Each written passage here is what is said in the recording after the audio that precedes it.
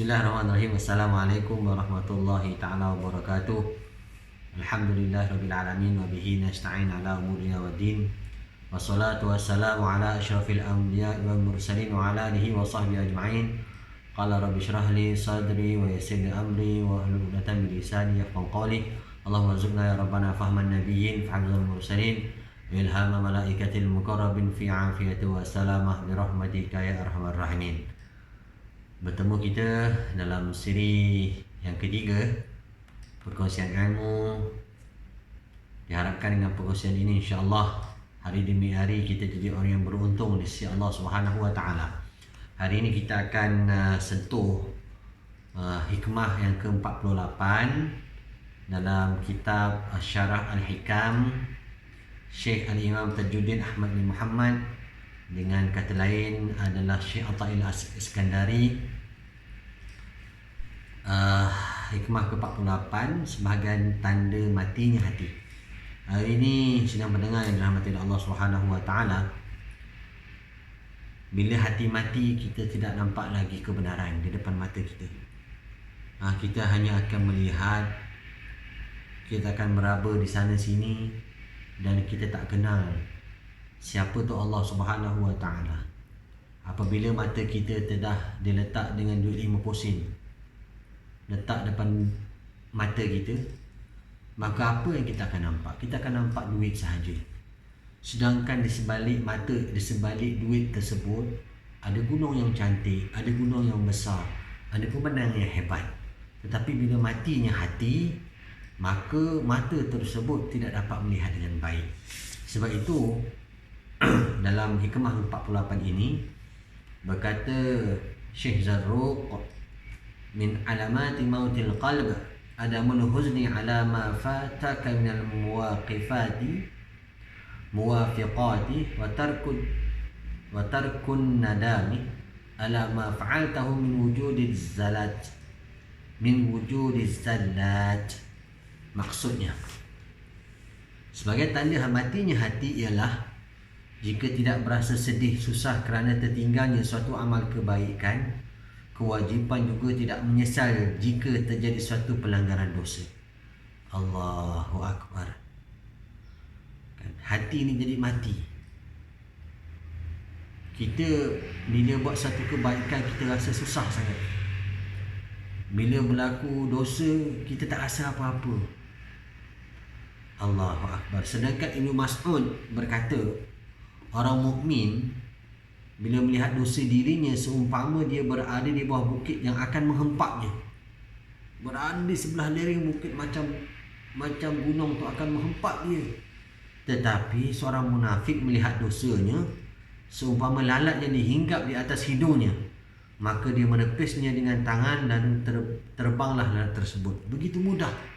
Dia buat dosa, dia rasa lalat, alau macam tu sahaja. Tapi orang mukmin, dia akan berasa sedih, berasa berat sangat bila pelanggaran dosa. Orang yang dekat dengan Allah Subhanahu wa taala sehingga kan nak buat sesuatu yang makruh pun tak nak. Perkara makruh ni perkara yang dibenci oleh Allah Subhanahu wa taala. Dan Allahu Akbar. Itu tanda mati, hatinya mati yang kita kena lihat hari ini dalam diri kita. Adakah hati kita mati ataupun hati kita ni bersinar dengan iman? Sahabat-sahabat radhiyallahu anhum ajma'in, mereka dekat dengan Nabi. Mereka dapat tarbiyah kerohanian daripada Nabi sallallahu alaihi wasallam. Mereka dapat melihat bagaimana kudratullah depan mata mereka. Mereka dapat melihat nusrah Allah depan mata mereka. Sebab tu kita kena lihat kehidupan mereka. Mereka ini yang hatinya hidup di sisi Allah Subhanahu wa taala. Kan, sedangkan satu ketika telah berlaku, seorang telah menuju kepada Rasulullah sallallahu alaihi wasallam. Siapa kamu? Jawabnya, Zaid al-Khair. Zaid al-Khair. Kata Rasulullah sallallahu alaihi wasallam, bahkan kamu adalah Zaid al-Khair, yakni Zaid yang baik. Tanyalah. Seorang ini ingin bertanya kepada Rasulullah sallallahu alaihi wasallam.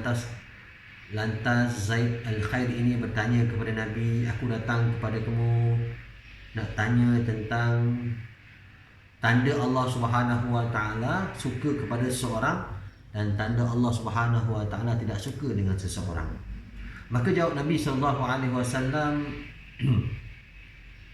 baik, bagaimana keadaan kamu pagi ini? Macam mana keadaan kamu pada pagi ini? Jawabnya, aku amat suka kebaikan dan ahlinya. Bukan suka kebaikan itu saja, dan bahkan suka kepada orang yang buat baik. Allahu Akbar.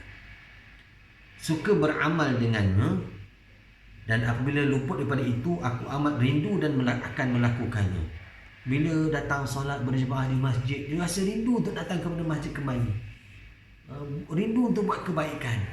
Ini tanda hati yang hidup. Dan bila dia lakukan sedikit atau banyak, maka yakin akan pahalanya. Ada ihtisab, yakin dengan janji-janji Allah Subhanahu Wa Taala, yakin dengan janji-janji Nabi sallallahu alaihi wasallam. Maka bersabda Rasulullah sallallahu alaihi wasallam, hiya bi'ainiha ya Zaid, walau aradaka Allahu lil ukhra hayya akalaha summa la yubali fi ayyi wadin halakta. Maksudnya, begitulah wahai Zaid, kalau Allah menghendakimu dengan lain, pasti disediakan untukmu. Kemudian jangan kamu bimbang di lembah mana kamu akan mati. Jawab Zaid, cukuplah bagiku riwayat Tabarani. Kemudian dia terus pergi. Imam Ghazali rahimahullah ta'ala berkata, sesungguhnya dalam hati tersimpan permata yang amat bernilai bagi manusia. Permata akal dan makrifah sebagai puncaknya, yang menjadi pangkal kebahagiaan dunia dan akhirat. Kemudian mata hati boleh menentukan bagi mendapat kemuliaan di sisi Allah Subhanahu Wa Taala. Jadi sidang pendengar dirahmati oleh Allah Subhanahu Wa Taala, kita bagaimana membersihkan hati? Kita kena selalu istighfar pada Allah Subhanahu Wa Taala. Kita kena cinta kepada Nabi sallallahu alaihi wasallam. Kita kena lihat bahawa dunia ini kita akan tinggalkan. Selalu mengingati mati, selalu mengingati dosa-dosa kita. Allah Subhanahu Wa Taala ciptakan dua mata kita. Dua mata, satu lihat kebaikan orang lain, dan satu lagi mata kita gunakan untuk lihat keburukan diri kita. Bila perkara ini kita akan buat, kita akan sampaikan kepada orang lain, kita sampaikan kepada seluruh umat seluruh dunia, maka hati kita akan jadi bersih, dan kita akan melihat apa itu perintah-perintah Allah. Kita akan takut untuk melanggar perintah Allah Subhanahu Wa Taala. Saya ingat itu sahaja perkongsian saya pada hari ini. Bertemu kita dalam siri yang seterusnya. Wabillahi taufiq wal hidayah. Wassalamualaikum warahmatullahi taala wabarakatuh.